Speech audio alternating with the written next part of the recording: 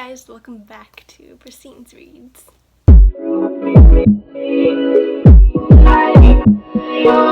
So today I'm going to be reviewing The Dark Heart by Julie Cave, and this is the final book in the Dinah Harris mystery series, and this is also the final video in my series of these reviews. So let's get started. First off with the summary. So this time we start off with a drug addict in small town 10 Mile Hollow, and one day the police find this addict. Her name is Malia Shaw, and they find her dead in her apartment.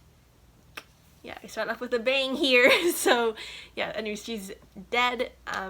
It's obviously not from a drug overdose, although they thought that at first. She had like strangle marks on her neck that showed somebody strangled her, and like other medical pieces of information, but I don't have time to go into all that right now. So yeah, she's dead. And who did the police call in to work on this case? Well, you may say Dinah. Well, that's technically true, but mostly actually she's staying with her friend, Detective Elise Jones, in this town, and the police call Elise to the scene first, and of course Elise gets Dinah to help her with this. In Malia Shaw's apartment, they find lots of interesting things, like a secret stash of fake IDs, like passports, driver's license, social security cards, and other stuff like that. But they're all not for Malia Shaw. They're for a bunch of different people, but they all carry the same face, and that's Malia's face. So they're like, well, why does she need this many fake IDs? Because like there are a lot of them. And also because, you know, she's been an addict, so she doesn't really have, like most addicts chronically don't have a good habit of like saving up money for stuff, because they just like spend it on drugs as soon as they get money. But Malia had actually like a lot of money in her bank account, and she was able to pay like her rent for her apartment like 6 months in advance and stuff. So they're like, something's fishy going on here. So they started to interview a lot of people. Of course, her landlord, Owen, his last name is like Kakarides or something like that. Karakarides, like Karakarides. Yes, Karakarides, I guess.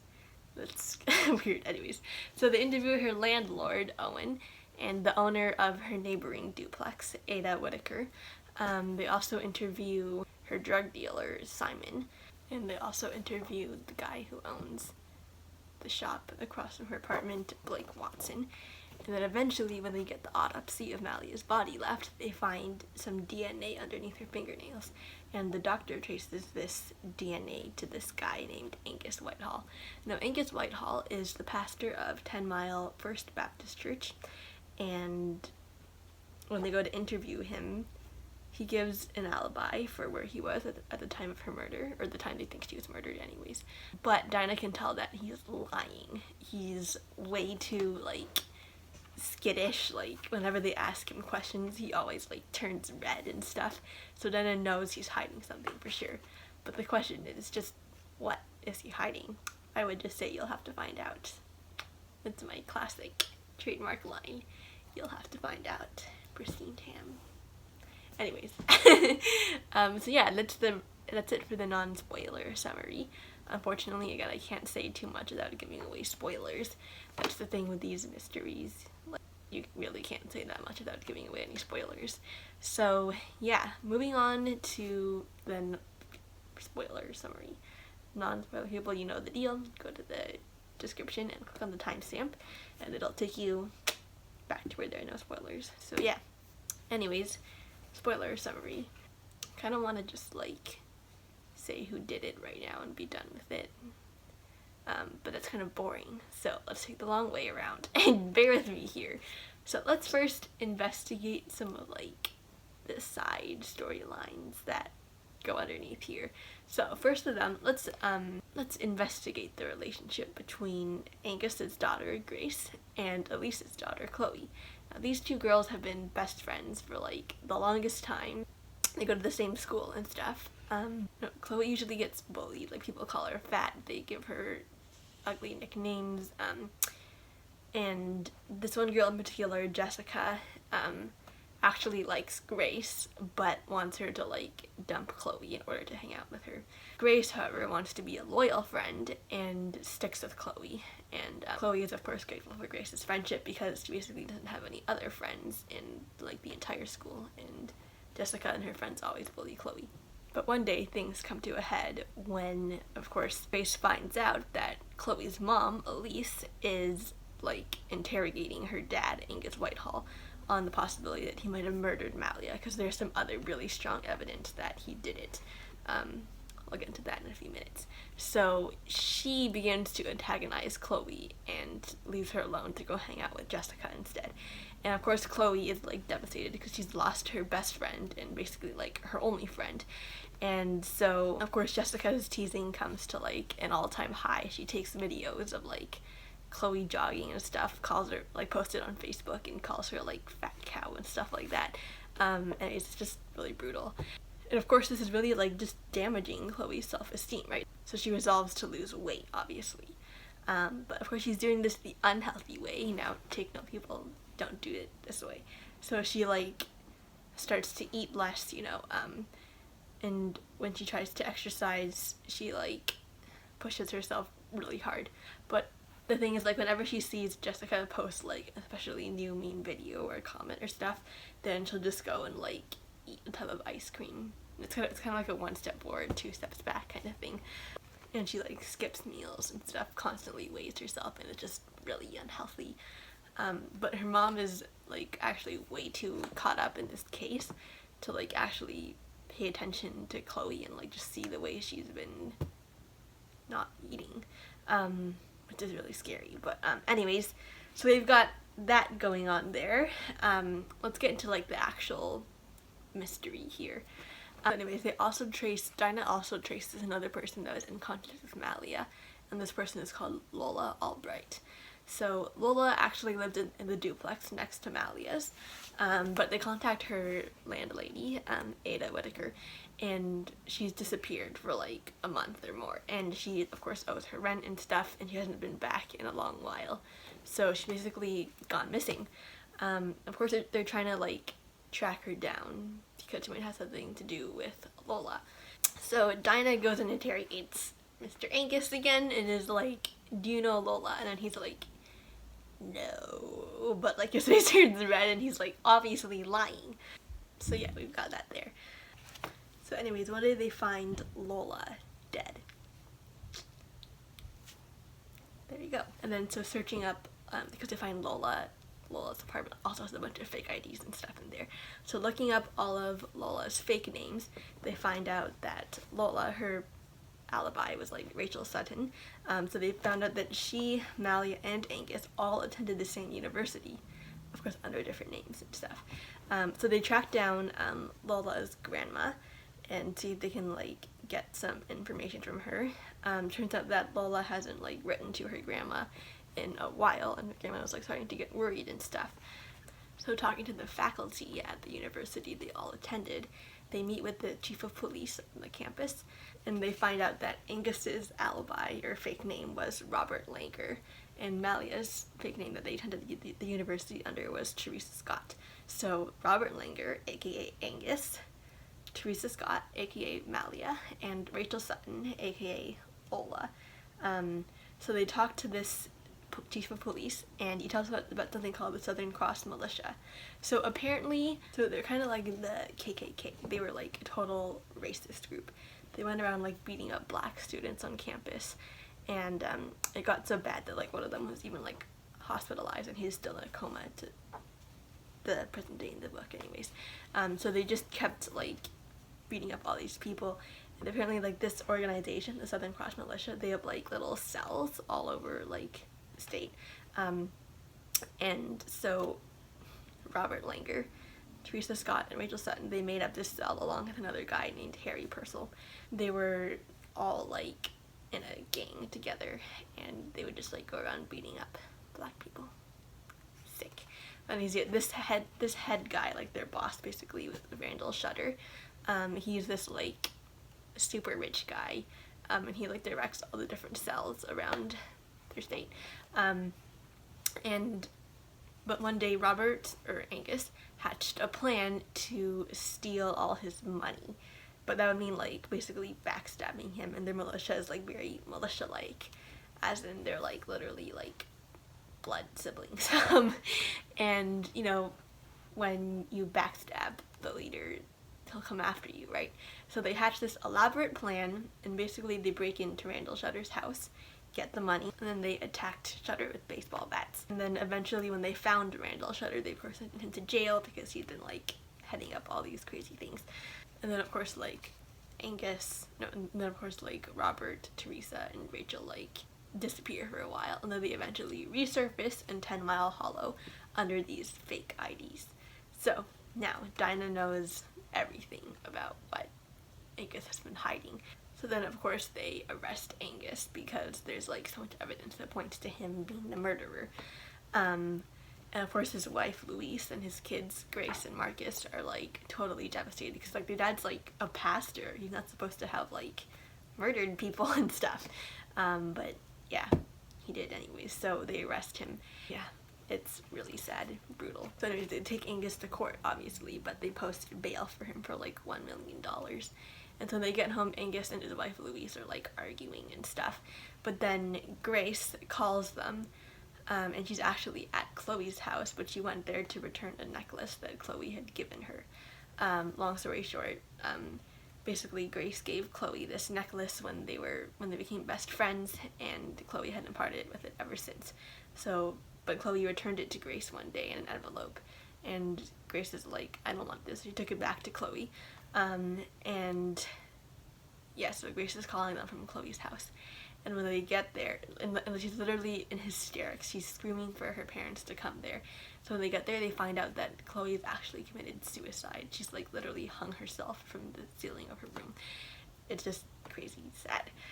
So they quickly take her down, and Angus tries to give her mouth-to-mouth resuscitation, but it doesn't work. She's already dead. And of course they call Elise and Dinah, and they immediately, Elise actually thinks that Angus like did something to her because Angus was like a murderer, and then she sees him trying to like give mouth-to-mouth resuscitation to Chloe, and she like completely flips out, and so everybody's like going crazy basically. Anyway, so Angus goes back to his house as his wife Louise took Elise and Chloe, and then Grace and Dinah came to the hospital to see if they could do anything for her. But as Angus gets there, this mysterious figure shows up in his house, and he's like, hello. No.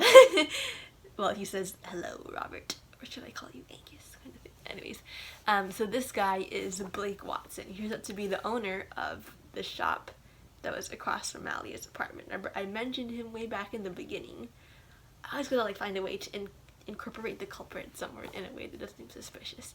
And he's the guy who did it. So apparently his son Jordan, was one of the kids that Angus, Malia, and Lola beat up when they were in the Southern Cross militia. And so they left him for dead in an alley. But when Blake and his wife found Jordan, they took him to the hospital, but he'd already suffered tremendous brain injury and was like in a coma. And he's like never woken up even to that day. And yeah, obviously Blake and his wife are super sad, but Blake is actually more angry than sad. He wants like revenge against the people who killed, well, not really killed, they didn't really kill Jordan, but he's basically as good as dead. Like, he can't see, he can't speak, he can't like talk, he can't read, he can't anything. He's just like in a coma. And so it turns out that the guy, Harry Purcell, that used to be in Angus, Lola, and Malia's like little cell group, it turns out when he was in prison, he confessed everything that happened to Blake Watson and gave him like identities and stuff. So Blake decides to hunt down Malia and Lola, and he killed both of them. And he hunts down Angus too. Now he's going to kill Angus when Dinah walks in, and obviously she like stops him. She basically talks him out of revenge, saying now that his like hatred and anger has given him even more pain. She tells him that like she knows what it's like to lose a child, and that's true because she lost her son Samuel in a car accident many years ago. And so yeah, they arrest Watson. But anyways, eventually the book the ending of the book brings good closure and healing.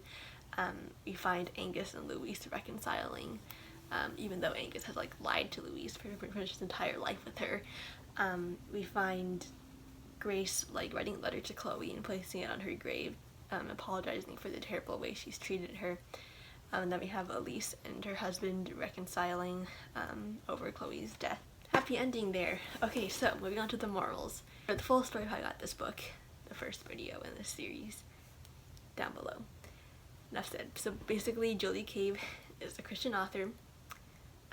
All of her books carry very strong Christian worldviews.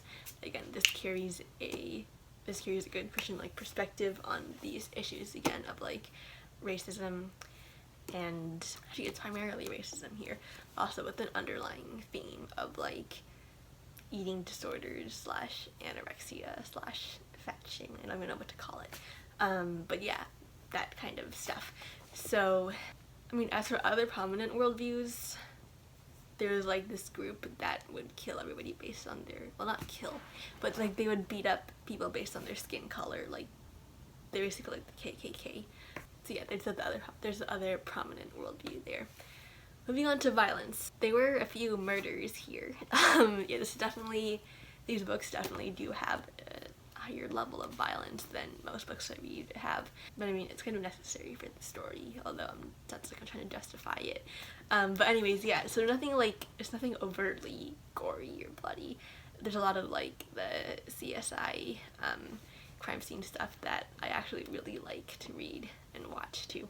I just like forensics in general. But yeah, anyways, moving on to foul language, and they're like, no bad words here. So yeah, and moving on to romance. So again, like Dinah had a previous relationship with this guy Aaron in the last book, but then she broke it off because he wasn't a Christian and she couldn't be unequally yoked. We have some scenes where she's made some like phone calls to him, but that was like just to like talk about the cases that they're both individually working on and stuff like that, and just it's purely platonic. Other than that, we don't really have any other romance things here. So yeah, moving on to racism. So again, like I said, there's like one of the themes of this book is racism, but again, I like how the author portrays it in this really good Christian perspective. Like I said in my review of the third book in this series, principle / doctrine of Imago Dei, that every human being is made in the image of God, that we're all equal no matter our skin color or race. So yeah, that's the perspective I want, and that's what we got here. So yeah, moving on to alcohol, there were some scenes, of course, like Diana's a past alcoholic, but she's given it up now and is abstaining from alcohol. There's a scene when Elise asked her if she wanted like a drink, as in, you know, wine, but Diana refused, and then she explained why she's abstinent and everything. So yeah, and with that, moving on to my rating recommended age level. I'm gonna rate this book 4 stars. I really enjoyed it. The storyline, the plot, everything was really good. However, I'm docking that star just because, I don't know, there's like something missing here. Like, don't get me wrong, it's really good. I just feel like there needs to be something a little extra to push it over the edge and make it a 5 star for me. I can't quite put my finger on it. There's just a little something more that needs to happen. I don't know. Anyways, don't like harp on me too much about it. But I just feel like this, like compared to The Shadow to Mine, for example, The Shadow to Mine is my favorite out of all of these. Yeah, I don't know. It's just not like complete 5-star material for me. As for my age level, I'm gonna say 13 plus, again, because of like the level of violence and stuff here that's been going on, as well as the mature topics that we have to deal with. Definitely more suitable for 13-year-olds.